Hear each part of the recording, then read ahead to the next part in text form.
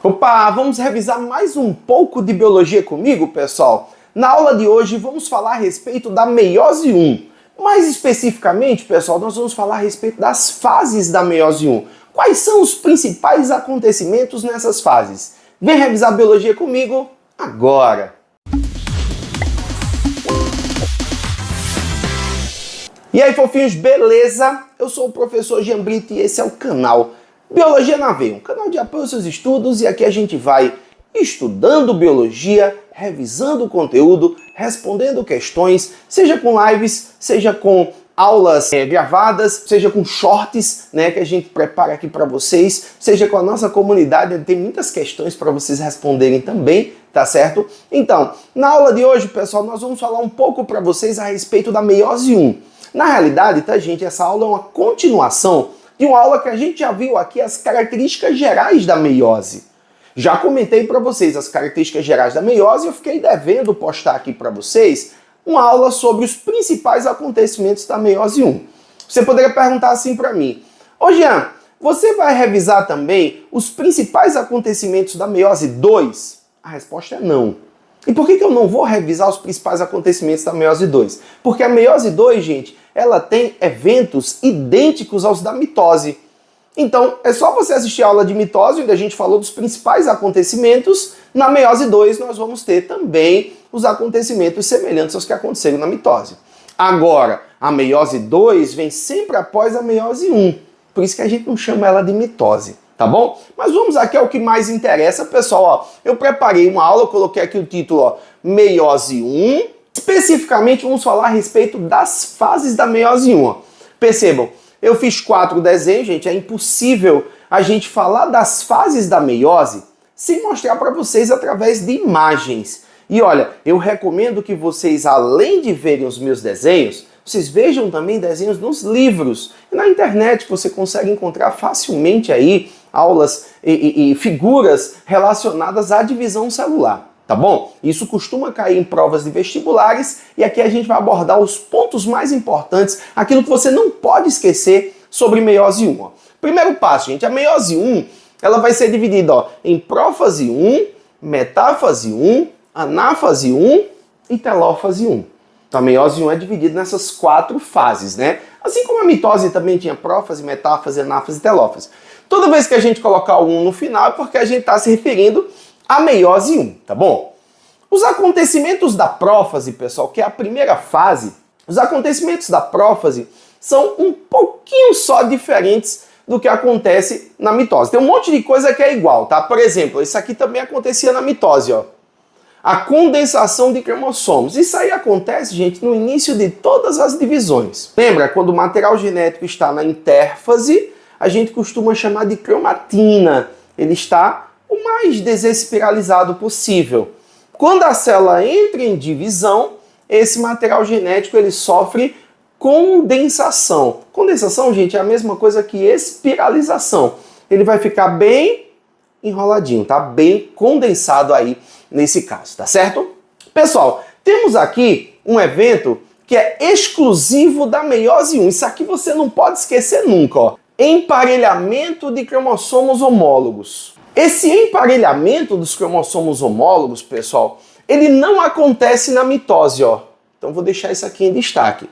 E é graças à ocorrência desse emparelhamento que a gente vai evidenciar a ocorrência do crossing over ou permutação, que é um evento exclusivo da meiose 1. Você poderia perguntar, Jean, o que acontece nesse crossing over, nessa permutação? Os cromossomos homólogos, que são esses que estão emparelhados, ó, percebam, toda vez que a célula for iniciar uma divisão celular, gente, esses cromossomos eles estão emparelhados, tá? Essa célula aqui que eu representei para vocês, ó, é uma célula 2N igual a 4. 2N significa dizer que essa célula tem cromossomos homólogos aos pares. Então esse cromossomo aqui que eu desenhei de azul é homólogo desse vermelho. O que é que significa? Um desses veio do pai e o outro veio da mãe. Esse cromossomo aqui, ó, que eu coloquei violeta, ele é homólogo desse pretinho.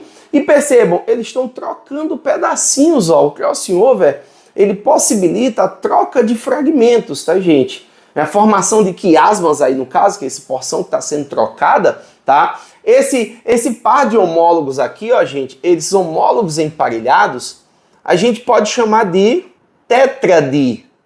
É uma tétrade.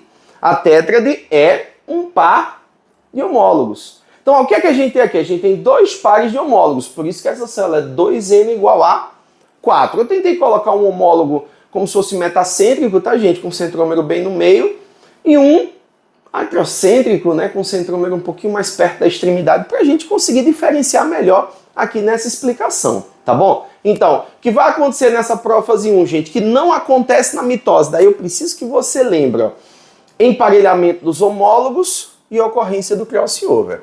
Esse evento de condensação dos cromossomos, centríolo migrando para os polos e também a desintegração da carioteca, que eu não coloquei aqui, ó, esqueci de colocar isso aqui, estou colocando agora, ó, desintegração da carioteca. Essa desintegração da carioteca também acontece na mitose. Então não tem uma coisa assim diferente. O diferente é aqui, ó, esses dois pontos. Aqui que eu vou botar um asterisco, ó, e isso aqui.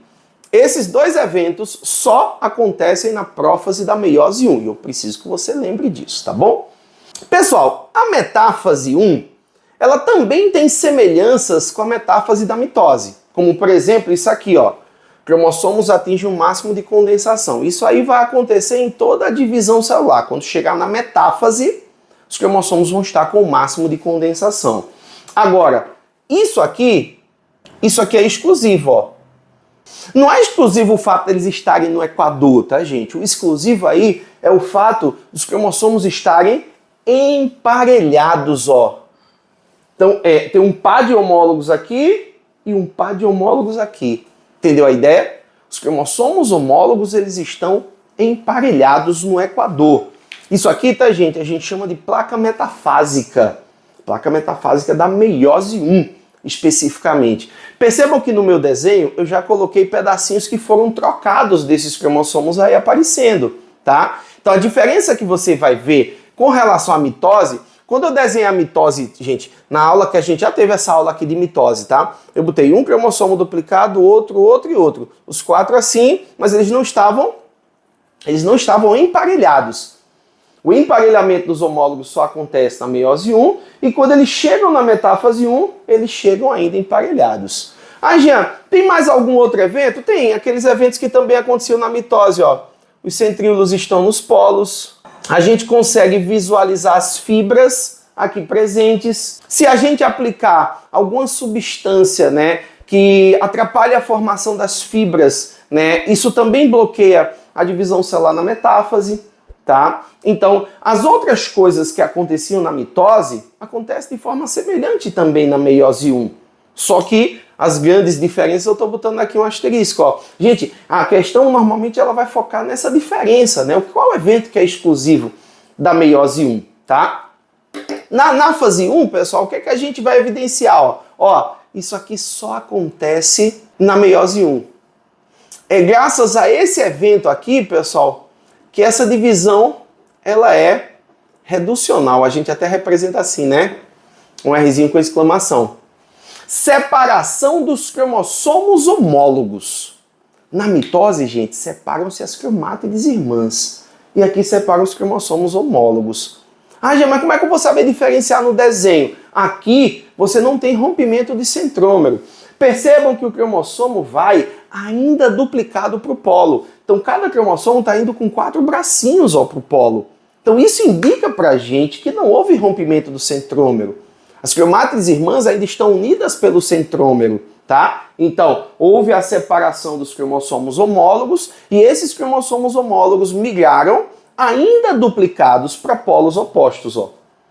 É isso que vai fazer essa divisão ser uma divisão reducional. É isso que vai fazer essa divisão diminuir o número de cromossomos nas células filhas, tá? Aí, pessoal, esse lado aqui vai formar uma célula e esse outro lado aqui vai formar outra, quando acontecer a tal da citocinese. Eu coloquei um asterisco aqui para a citocinese, tá, gente? Porque tem alguns autores que consideram a citocinese um evento pós-divisão celular, tá? Pós-divisão, mitose, pós-meiose. Mas assim, no livro de ensino médio, geralmente a citocinese faz parte da telófase, tá? Mas há discordâncias, não é assim todo mundo que vai citar dessa forma. Vai acontecer eventos semelhantes aos que aconteciam na mitose, ó, de reintegração da carioteca do nucleolo. Eles tinham desintegrado aqui, ó, nessa fase de prófase 1, eles reintegram na telófase. Vai ter a descondensação dos cromossomos. Esses eventos aqui, eu não vou deixar nenhum grifado, porque não é nenhum exclusivo da meiose 1, tá? Agora, as células formadas, elas vão ter metade do número de cromossomos da célula que iniciou a divisão. Então, isso aqui é exclusivo de meiose, porque meiose 1 especificamente, né? Somente na meiose 1 a gente evidencia uma redução no número de cromossomos. Então, a célula que começou a divisão é uma célula 2N igual a 4, e a célula que termina essa divisão, que finaliza as células, né? Cada uma delas é N igual a 2. Então, uma célula vai ter esses 2 cromossomos aqui e a outra vai ter esses 2. Na realidade, quando eles descondensam, a gente passa a chamar de cromatina, tá? Outra coisa interessante, pessoal, é que essa prófase 1, ó, ela geralmente é citada pelos autores como sendo uma prófase que tem 5 subfases, ó. Leptóteno, zigóteno, paquíteno, diplóteno e diacinese. Porque ela tem esse evento do crossing over, né? Alguns autores terminam separando e colocando subfases dentro da fase da prófase 1, tá? Então a prófase 1 é uma prófase que vai ser dividida em subfases. Leptóteno, zigóteno, paquíteno, diplóteno e diacinese. No paquíteno, os cromossomos cruzam os braços, no diplóteno há uma efetivação do crossing over, por isso que é um evento tão importante, tá, gente? Esse crossing over, quando ele cai em provas, geralmente a questão vai falar sobre o fato dele proporcionar uma recombinação gênica. Por sinal, tá, gente, nessa meiose 1 tem 2 eventos que proporcionam recombinação gênica.